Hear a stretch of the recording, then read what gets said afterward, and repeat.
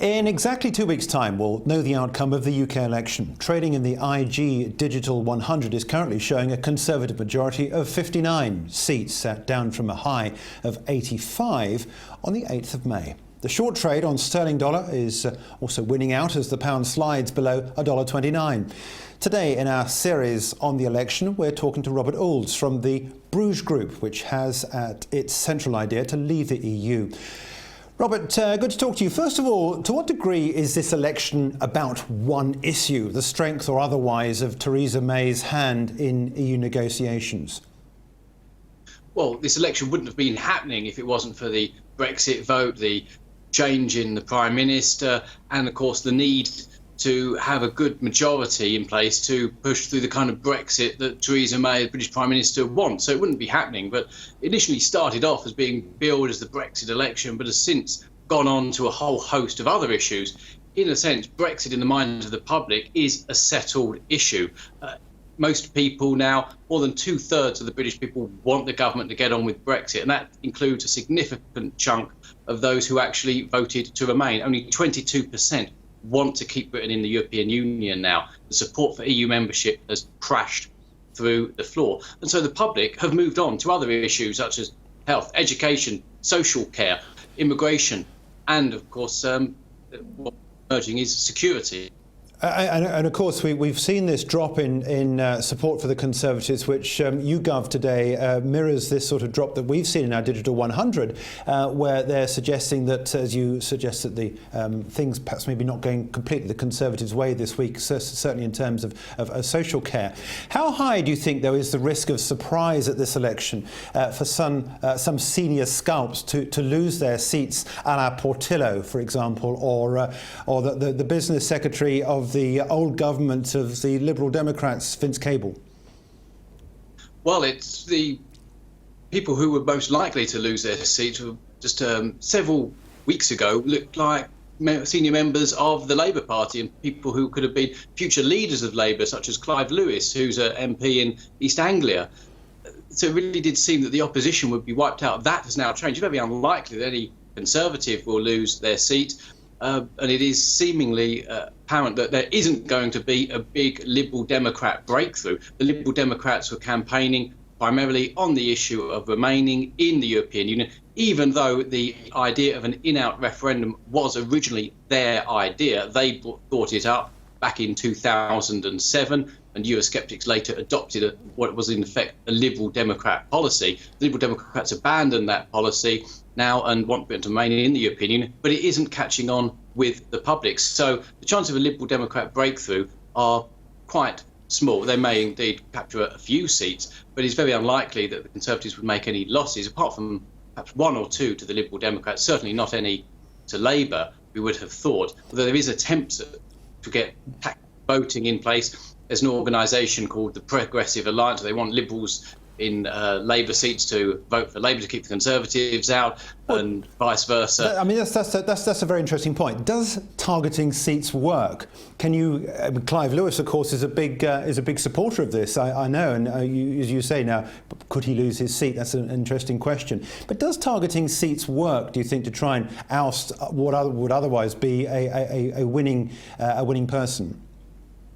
Well, such a strategy takes time to develop. You have to go out and reach the voters. You have to go and persuade them to vote against how they would normally vote in a tactical way. That's actually something that can be done, but it takes a long time to achieve. And this election, it was a snap election. It's just gone on for several months. There's not time for them to get this in place. Of course, all the signs were there. This election would have been taking place on the 8th of May. But when Theresa May called it back in April, it caught many people off guard, including people in her own party. So no one has really been properly prepared for this and done the groundwork that's necessary, which plays into Theresa May's hands. And it's one reason why people were expecting a very large Conservative majority on the 9th of June, the day after the election. But of course, the odds of that are coming down in terms of size, although it's still going to look like a Conservative victory, and there would be presumably a stable government led by the current Prime Minister after the election.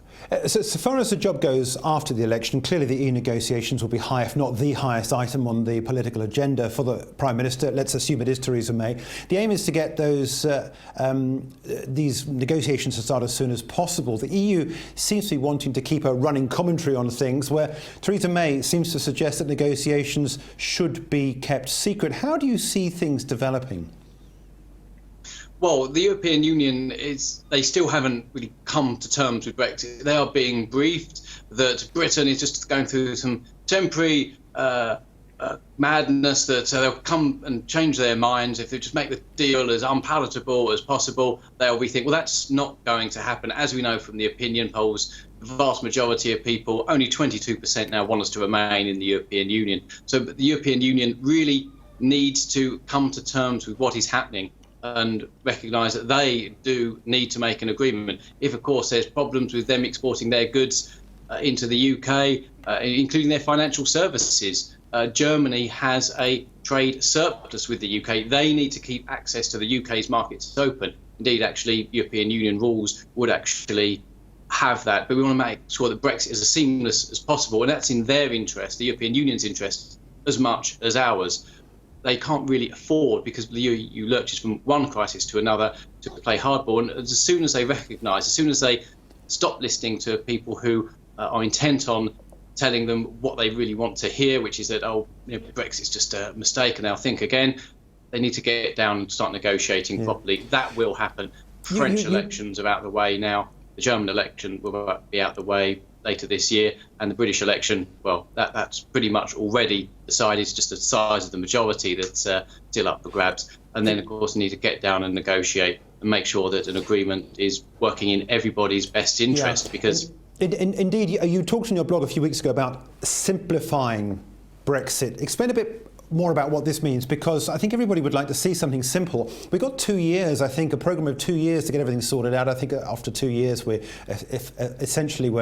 out of the union, and we pay whatever we have to, presumably. But what do you mean about simplifying Brexit? I guess everybody wants something relatively simple. Well, yeah, there just needs to really be memorandums of understanding put in place, such as what the European Union currently does with China, to make sure that trade enters as seamlessly as possible. And that's a convenient way that the European Union has made trade agreements with countries around the world, including China, that aren't properly recognised as trade deals, which actually sidesteps the European Parliament, which may in some cases be troublesome, especially when the EU is making agreements with countries who have bad human rights records. So this is one trick the European Union uses. So this is one idea that my organisation, the Bruges Group, has been pushing, is that what we can have is a series of transitional arrangements after we leave the European Union, built around memorandums of understanding that just make sure that trade isn't impeded at customs post, and that trade from the UK enters as seamlessly as possible. We'd make some commitment to remain, have sort of regulatory compliance for the time being. They would have similar regulations. That, of course, is a matter of being quite straightforward, because that's the policy of the government with the Great Repeal Bill, to incorporate all EU law into British law, which arguably it is already anyway. So that way, for the time being, there's no actual problems at customs post. There's no problems in selling services as well as to other European nations, and buying services from other EU countries and businesses in those. You make it sound very simple. Of course, there's still 27 odd nations in the EU, and they've all got to agree. Just to quickly round things up now, as I say, we've got this 2 year window. We're already partly into that. Do you see in 2 years it all being completed, or do you think it's more likely to spill over and go longer, as some are fearing?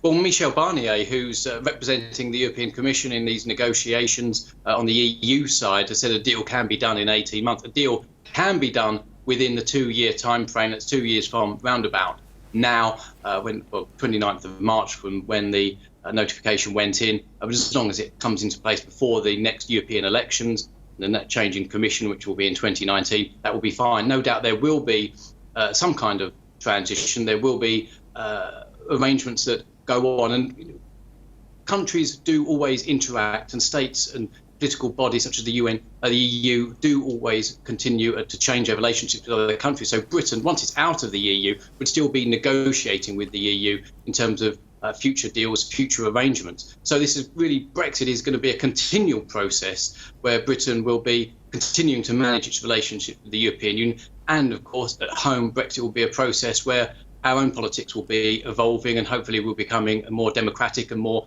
economically competitive nation as we do finally come out of many of the European Union's most restrictive rules, and of course open up our markets to countries around the world, which is where Britain really wants to refocus. That's what Brexit is all about. It's all about Britain coming out of the European Union and re-entering the rest of the world. That's what we want. And so Brexit is a process, both in its negotiations with the European Union and in the reforms that we do desperately need at home. Sure. And so there will be a process where we'll continue to be in discussions with the European Union, and the relationship will evolve, but we will be out within 2 years. OK, all right, Robert, look, thank you so much indeed for joining us. Robert Oulds there from the Bruges Group.